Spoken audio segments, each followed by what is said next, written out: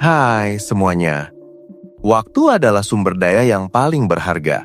Dan ironisnya, seringkali kita biarkan ia terbuang begitu saja. Kita menghabiskan berjam-jam tenggelam dalam media sosial, menunda pekerjaan penting, atau yang paling sering, terjebak dalam pusaran emosi yang tak berujung.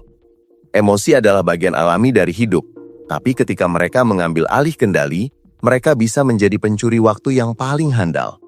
Dari sinilah konsep time boxing emosional hadir. Ini bukan tentang menekan atau mengabaikan perasaan, melainkan tentang memberinya ruang yang terukur dan terencana. Ini adalah cara untuk mengakui, memproses, dan pada akhirnya melepaskan emosi tanpa membiarkannya merusak seluruh hari atau bahkan minggu kita. Bayangkan emosi itu seperti tamu tak diundang yang datang ke rumahmu. Kamu tidak bisa mengabaikannya begitu saja. Itu akan terasa tidak sopan dan akhirnya mereka akan membuat keributan. Sebaliknya, kamu bisa menyambutnya, menawarinya tempat duduk dan membiarkannya berbicara. Namun kamu juga tidak bisa membiarkannya tinggal selamanya dan mengambil alih seluruh rumahmu. Kamu harus menetapkan batasan. Itulah esensi dari time boxing emosional. Ini adalah tindakan proaktif untuk menetapkan slot waktu khusus untuk merasakan dan memproses emosi tertentu. Ini bisa berupa 15 menit untuk merasa marah, 30 menit untuk bersedih, atau 10 menit untuk merasa cemas. Selama waktu itu, kamu benar-benar membiarkan dirimu merasakan semua itu tanpa gangguan. Proses ini dimulai dengan kesadaran. Sebelum kamu bisa mengelola emosi, kamu harus terlebih dahulu mengenalinya.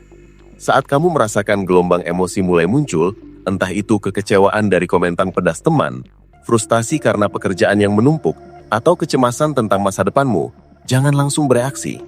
Hentikan sejenak dan perhatikan. Namai emosi itu. Katakan pada dirimu sendiri, "Oke, aku merasa marah," atau "Ini adalah kesedihan yang aku rasakan." Penamaan ini adalah langkah pertama yang kuat. Ini mengubah emosi dari gelombang yang mengancam menjadi objek yang bisa kamu amati.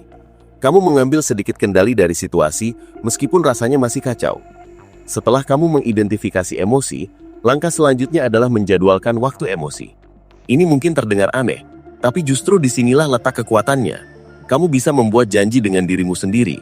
Mulai jam 4 sore sampai 14.15, aku akan mengizinkan diriku merasa marah tentang laporan yang salah ini. Selama waktu itu, kamu bisa melakukan apa saja yang membantumu memproses emosi tersebut. Kamu bisa menulis di jurnal, berbicara dengan teman yang bisa dipercaya, berteriak di dalam bantal, atau sekedar duduk diam dan membiarkan air mata mengalir. Kunci utamanya adalah fokus penuh. Kamu tidak melakukan hal lain. Kamu tidak memeriksa email, tidak menonton TV, tidak mengerjakan tugas lain. Kamu sepenuhnya hadir dengan emosimu. Kenapa cara ini efektif? Karena ia memisahkan merasakan dari bertindak. Seringkali, saat kita marah, kita langsung mengirim pesan yang agresif atau membuat keputusan impulsif. Saat kita sedih, kita mungkin membatalkan semua rencana dan mengisolasi diri berhari-hari. Dengan time boxing, kamu memberikan dirimu ruang untuk merasakan emosi itu tanpa harus langsung bertindak impulsif. Ketika waktu emosi berakhir, ada kesepakatan internal yang kamu buat dengan dirimu sendiri. Sekarang, emosi ini sudah mendapatkan porsi waktunya. Saatnya kembali ke hal-hal lain. Tentu saja, emosi itu tidak akan hilang sepenuhnya, tapi kekuatannya untuk mengendalikanmu akan jauh berkurang. Metode ini juga membantu mencegah spiral emosional. Spiral ini terjadi ketika satu emosi memicu emosi yang lain, yang kemudian memicu emosi yang lainnya lagi, hingga kita terjebak dalam lingkaran setan.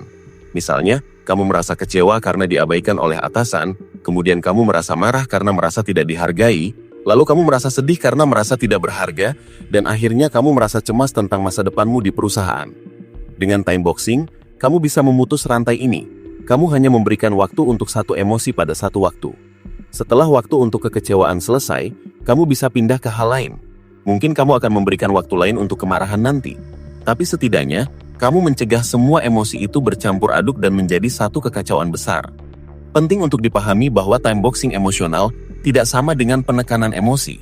Menekan emosi itu seperti menahan bola panci di bawah air, butuh banyak energi, dan bola itu pasti akan melompat kembali ke permukaan dengan kekuatan yang lebih besar. Time boxing justru sebaliknya. Ini adalah tentang memberikan emosi itu ruang aman untuk terapung di permukaan selama beberapa saat, lalu membiarkannya perlahan-lahan menjauh. Ini adalah tentang membiarkan dirimu merasakan, bukan tentang memaksa dirimu untuk tidak merasakan. Bagaimana cara praktisnya? Pertama, tentukan durasi yang realistis. Jangan coba-coba time boxing emosi selama 3 jam, itu tidak akan berhasil. Mulailah dengan 10-15 menit. Kamu bisa menggunakan alarm di ponselmu sebagai pengingat. Kedua, cari tempat yang private dan nyaman. Ini bisa di kamar tidurmu, di bangku taman yang sepi, atau bahkan di mobilmu saat parkir. Tujuannya adalah menciptakan lingkungan di mana kamu merasa aman untuk menjadi rentan. Ketika alarm berbunyi, penuhilah janji itu. Jika kamu sedang marah, katakan pada dirimu sendiri, waktunya habis. Aku harus melanjutkan pekerjaanku. Mungkin emosi itu masih terasa, tapi kamu akan menemukan bahwa kekuatannya sudah jauh berkurang. Tentu, akan ada saat-saat di mana emosi terlalu kuat untuk di time box. Mungkin ada momen trauma atau kehilangan yang mendalam. Dalam kasus seperti ini, time boxing mungkin tidak cukup dan mencari bantuan profesional, seperti terapis, adalah pilihan yang paling bijak. Time boxing emosional lebih efektif untuk emosi sehari-hari yang seringkali mengganggu produktivitas dan kedamaian batin kita. Ini adalah alat yang dapat kamu gunakan untuk mengelola frustasi di tempat kerja, kecemasan sebelum presentasi, atau kekecewaan kecil yang terjadi dalam interaksi sosial. Manfaat jangka panjang dari time boxing emosional adalah sangat besar. Kamu akan mulai mengembangkan hubungan yang lebih sehat dengan emosimu. Kamu akan belajar bahwa emosi bukanlah musuh yang harus dilawan, melainkan bagian dari dirimu yang perlu didengarkan dan diurus. Kamu akan menjadi lebih sadar diri, lebih tahan banting, dan lebih mampu menghadapi tantangan hidup dengan kepala dingin. Produktivitasmu juga akan meningkat drastis. Alih-alih menghabiskan sepanjang hari memikirkan hal-hal yang membuatmu kesal, kamu bisa menyimpan perasaan itu untuk nanti, dan fokus pada tugas yang ada di depan mata. Bayangkan betapa berbedanya harimu jika kamu bisa melakukan ini.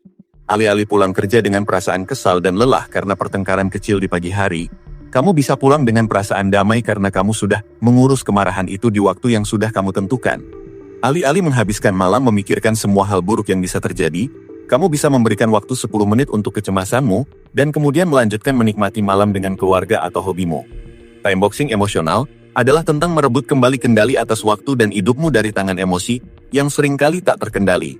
Ini adalah tentang menjadi kapten dari kapalmu sendiri, alih-alih menjadi penumpang yang terombang-ambing di lautan emosi. Pada akhirnya, time boxing emosional bukan hanya sekedar teknik manajemen waktu, melainkan sebuah filosofi hidup. Ini adalah cara untuk menghormati perasaanmu tanpa membiarkannya mendominasi. Ini adalah cara untuk menciptakan ruang di mana kamu bisa menjadi dirimu sendiri dengan semua kerentanan dan kelemahanmu, sambil tetap bergerak maju. Ini adalah bukti bahwa kita tidak harus menjadi korban dari emosi kita, tetapi bisa menjadi pengelolanya. Ini adalah tentang mempraktikkan kasih sayang pada diri sendiri, memberikan ruang untuk kesedihan, kemarahan, dan kecemasan, sambil juga menunjukkan pada diri sendiri bahwa kita layak mendapatkan kedamaian dan produktivitas. Jadi, mulai sekarang, saat emosi mulai melanda, cobalah tawarinya sebuah janji temu. Berikan dia waktu yang terukur, dengarkan apa yang ia katakan, dan kemudian dengan damai, biarkanlah ia pergi.